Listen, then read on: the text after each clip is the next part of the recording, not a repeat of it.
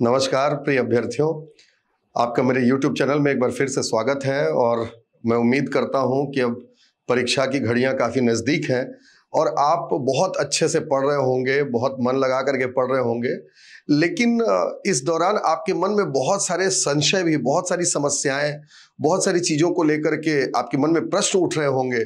जैसे प्रश्न कैसे आएंगे, क्वेश्चन पेपर कैसा होगा, क्या पढ़ लें अभी हम लास्ट मोमेंट पर। कई लोगों को ऐसा भी होगा कि पढ़ने का मन नहीं कर रहा होगा, डर लग रहा होगा एग्जाम को लेकर के। तो ये तमाम प्रकार के प्रश्न जो हैं ये आपके मन में निश्चय ही अभी आ रहे होंगे। और अभी हाल ही में कुछ समय पहले बहुत सारे विद्यार्थियों ने, अभ्यर्थियों ने मुझसे ऐसे प्रश्न पूछे भी। आज इन्हीं चीजों को लेकर के मैं आपके समक्ष आया हूं और मेरा प्रयास रहेगा कि आपकी जो भी ऐसी शंकाएं हैं, जो भी आपके मन में चल रहा होगा, उन सारी चीजों को हम उन समस्याओं का समाधान कर सकें, शंकाओं का समाधान कर सकें। और ये वीडियो आप पेपर के पहले देख करके जरूर जाइए, ये आपके लिए अत्यंत महत्वपूर्ण होगा परीक्षा में अपने परिणाम को बेहतर करने के लिए, रिजल्ट को बेहतर करने के लिए। तो सबसे पहला जो प्रश्न आता है या आपके मन में जो प्रश्न चल रहा होगा, कई लोग परीक्षा को लेकर के डरे हुए होंगे कि मतलब पैनिक लग रहा होगा, डर लग रहा होगा कि क्या होगा, कैसे होगा, इस तरीके से। तो सबसे पहले हम उसी चीज पर बात करते हैं कि परीक्षा को लेकर के जो डर लग रहा है उसको हम दूर कैसे करें। पहला प्रश्न। तो इसके बारे में मैं एक संदर्भ से आपको बताता हूं। मुंशी प्रेमचंद जी ने एक कहानी लिखी, परीक्षा, और इस परीक्षा कहानी में ही उन्होंने बताया कि परीक्षा की घड़ी जिस व्यक्ति के समक्ष भी होगी, हर व्यक्ति परेशान होगा उसमें, हर व्यक्ति को थोड़ा सा डर लगता है। इसका मतलब यह है कि अगर परीक्षा को लेकर के आपको डर लग रहा है तो आप ये समझे कि आप भी एक व्यक्ति हैं और ये डर लगना स्वाभाविक है।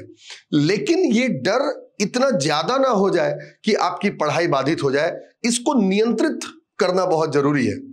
इसी कहानी में जैसे परीक्षा में ही एक दीवान की खोज की जा रही थी। सुजान सिंह एक दीवान होते हैं और वो सेवानिवृत्ति लेना चाहते हैं और महाराजा से जब कहते हैं तो महाराजा चाहते थे कि उनके पास एक ऐसा ही योग्य, जैसे सुजान सिंह उनके दीवान थे, वैसा ही योग्य एक दीवान उनके पास आए और उन्हीं को जिम्मेदारी दे देते हैं एक दीवान को खोजने की। और सुजान सिंह लग जाते हैं, परीक्षा का नोटिफिकेशन निकालते हैं, बहुत सारे लोग शामिल होते हैं और अपने तमाम प्रकार की योग्यताओं का प्रदर्शन भी करते हैं दीवान पद के लिए। लेकिन एक घटना घटित होती है। उसी समय हॉकी का खेल हो रहा होता है। एक व्यक्ति जो पंडित जानकीनाथ हैं वो चोटिल हो गए रहते हैं हॉकी खेल खेलते हुए, और एक जो बैलगाड़ी वाला रहता है, किसान जो रहता है, उसकी गाड़ी पलट गई होती है, कीचड़ में फंस गई होती है। अब वहां पर वो देखते हैं कि तमाम खिलाड़ी, वहां पर खेल हो रहा है, तमाम खिलाड़ी जो स्वस्थ हैं वो खेल रहे हैं, लेकिन कोई उनकी मदद करने के लिए नहीं जा रहा है। और ये चोटिल खिलाड़ी थे पंडित जानकीनाथ, और ये जाते हैं, उनकी मदद करते हैं और मदद करके उनको बाहर निकाल देते हैं। और जब ये जो रहते हैं इनसे पूछते हैं कि ठीक है, आपका तो भला हो गया, मेरा क्या होगा, मुझे क्या मिलेगा, मजाक में कहते हैं। तो जो किसान रहता है वो कहता है कि अगले दीवान आप ही होंगे, और होता भी ऐसा ही है, अगले दीवान वही बनते हैं। यहां पर समझने की बात यह है कि वो चोटिल व्यक्ति थे और चोटिल होकर के भी उन्होंने दूसरों की मदद की और तब जाकर के उनको सफलता मिली। इसका मतलब यह है, इसका भावार्थ यह है कि चोटिल होना मतलब उनकी प्रतिकूल परिस्थितियां थी, उनके अनुकूल परिस्थिति नहीं थी। और प्रतिकूल परिस्थिति होने के बावजूद भी उन्होंने क्या किया, मदद किया, अपनी योग्यता का परिचय दिया और जाकर के सफल हुए। इसलिए जब जब आपको डर लगे, आप समझ लें कि वो आपकी प्रतिकूल परिस्थितियां हैं, एडवर्स कंडीशन है। और जो प्रतिकूल परिस्थितियों में अपनी योग्यता का प्रदर्शन करता है, अपने साहस का प्रदर्शन करता है, वही सफल होता है। इसलिए प्रतिकूल परिस्थितियां, जब जब डर लगे समझे ये प्रतिकूल परिस्थितियां हैं, और एक बार फिर से आप अपने हिम्मत को जुटाएं, क्योंकि आपको साहस का प्रदर्शन करना है। जिस पद पर आपको जाना है वहां पर डर की कोई जगह नहीं है। इसलिए डरने की बजाय अपनी योग्यता का प्रदर्शन करें, निश्चय ही आप सफल होंगे। तो ये तो पहला प्रश्न है। दूसरा एक प्रश्न आता है, बहुत सारे अभ्यर्थियों ने मुझसे प्रश्न भी किया कि सर हम पढ़ते हैं और भूल जाते हैं, ऐसा लगता है कि हमने जो पढ़ा है वो कुछ हमको याद ही नहीं है। तो आप इस तरीके से समझिए कि एक उदाहरण से मैं आपको इसको समझाता हूं। जैसे एक कैमरा है, आप देखते होंगे कि जब किसी ऑब्जेक्ट पर फोकस करता है तो जिस ऑब्जेक्ट को उसने फोकस किया, पीछे की सारी चीजें ब्लर हो जाती हैं। इसका मतलब ये नहीं है कि वो जो ब्लर्ड जो ऑब्जेक्ट हैं, जो चीजें ब्लर्ड है, जो दिखाई नहीं दे रही हैं, वो है नहीं, ऐसा नहीं है, ऐसा उस समय प्रतीत होता है। तो जब आप किसी सब्जेक्ट को पढ़ रहे हैं तो आपका फोकस उस पर ज्यादा है, तो आपको क्लियर दिखाई देता है। लेकिन जो आप नहीं पढ़ रहे होते वो आपको ब्लर्ड दिखाई देता है, आपको लगता है कि अरे यार मुझे कुछ याद ही नहीं है। याद रखें, आप जो परीक्षा देने जा रहे हैं वो मल्टीपल ऑप्शंस वाले क्वेश्चन होंगे, एमसीक्यूज होंगे, उसमें 4 ऑप्शन होंगे।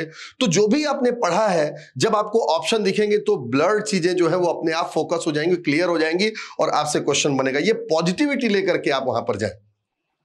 एक तीसरा जो अभी के समय पर आपके मन में एक संशय आता होगा कि अब इतने कम दिन बच गए हैं, तो हमें ऐसे समय पर क्या करना चाहिए और क्या नहीं करना चाहिए, क्या पढ़ना चाहिए, किस विषय को पढ़ना चाहिए, किस विषय को नहीं पढ़ना चाहिए, ये सब चीजें आपके मन में आ रही होंगी। तो सबसे महत्वपूर्ण बात, आप इस चीज को नोट कर लें कि अब इतने कम बचे हुए दिन में कोई भी नई तैयारी मत करें, कोई भी नए चीजों को पढ़ने का प्रयास न करें, नंबर 1। नंबर 2, उन्हीं चीजों को पढ़ें जो चीजें आपने पहले से पढ़ी हुई है, मतलब पढ़ना नहीं है, रिवीजन करने पर ध्यान देना है। नंबर 3, पूरा का पूरा पढ़ने की बजाय आपने अभी तक जो भी अपने हाईलाइटेड पॉइंट्स बनाए होंगे, बुलेट पॉइंट्स बनाए होंगे, जो नोट्स आपने बनाया होगा, जो जहां पर भी आप पढ़ाई कर रहे होंगे उसके कुछ शॉर्ट नोट्स होंगे, आप उन चीजों को पढ़ने का प्रयास करें।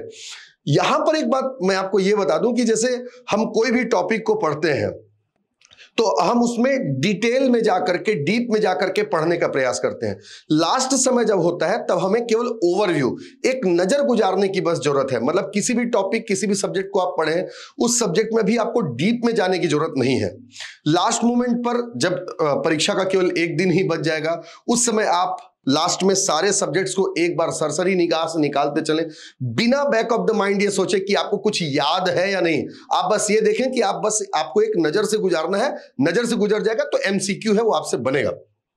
इस तरीके से आप पढ़ें, अपने फ्लो चार्ट वगैरह इन सभी चीजों का प्रयोग करके आप तैयारी करेंगे, एग्जाम देंगे, बहुत बेहतरीन आपसे एग्जाम जाएगा।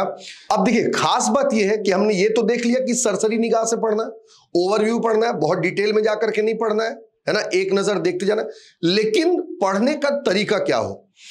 अगर आपने कोई शॉर्ट नोट्स नहीं बनाया है, कोई आपने हाइलाइट्स नहीं बनाया है, तो अभी आप किताब से पढ़ेंगे, बुक से पढ़ेंगे तो नहीं बनेगा।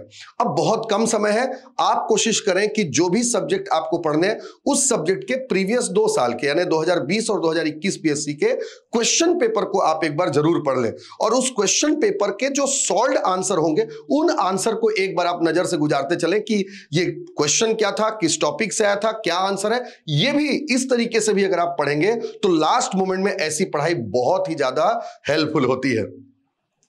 तो ये था किसी भी एग्जाम के बचे कुछ अंतिम दिनों में पढ़ाई करने का तरीका। माइंडसेट आप पॉजिटिव रखेंगे, सकारात्मक सोच के साथ परीक्षा देने जाएंगे तो सफलता तय है। घबराना नहीं है, जीतना है। डर पर नियंत्रण करके ही हम जीत सकते हैं। आप सभी को परीक्षा की ढेर सारी शुभकामनाएं। धन्यवाद।